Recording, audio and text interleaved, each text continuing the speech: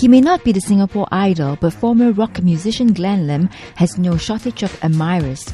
The now dedicated youth ambassador and advocate has won numerous accolades for his outstanding work among the youth.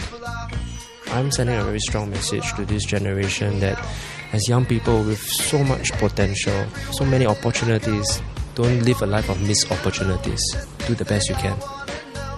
The winner of the Outstanding Young Persons of the World Awards 2007 does not shy away from sharing about his own struggles with drugs and other vices as a young person.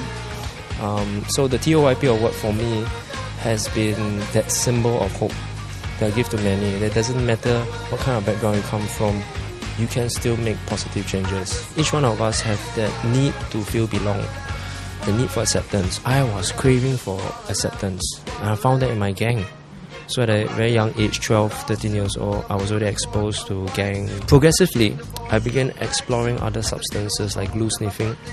From smoking, glue sniffing, to alcohol, underage drinking. It was only a matter of time before I was exposed to drugs. And that was the beginning of my downfall. I was abusing drugs and I was also selling it. That fateful day that I was arrested, my whole world collapsed in an instant because I was charged for importation, which carries with it a mandatory life sentence. And they were talking 30 years in Singapore and 24 strokes of a kid. That wake-up call set the momentum and the machinery for me to return back to roots, to re-examine my foundations of life, to reconsider what I really deem as important in life. There was a radical paradigm shift, and I began to realign and set my values and goals aright again.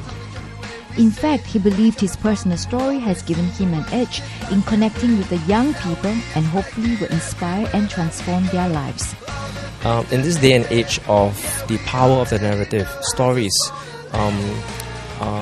I think they can identify with the kind of struggles that I went through. I can be that role model to say that I've done it, so that psychological barrier is broken. They can do it too. Because I do speak with some kind of authority. I've lived it. I've been there, done that. Whereas someone, maybe an authority figure, a uniformed officer for example, comes to preach to them, may not sit too well. Do find that I have that edge with young people. Glenn is a man who wears many hats, and with his latest project, the Mentoring Academy, is just one of the many platforms he uses to reach out to the youth.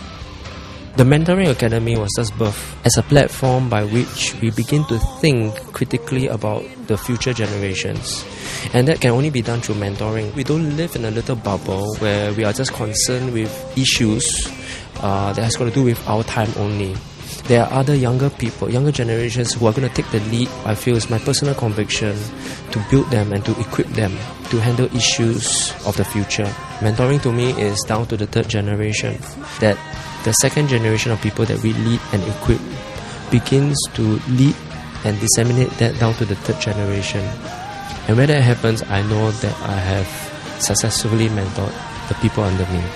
A tall order indeed, but one that looks very promising going by the group of youth leaders he's already mentoring. We can identify with him and we open up to him, and he is genuinely interested in the lives of young people, to inspire them and to mentor them, and he has impacted my life a lot.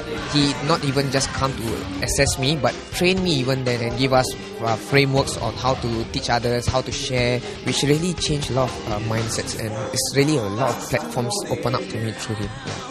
Next, we speak to two of these youth leaders and find out how their lives have been dramatically transformed.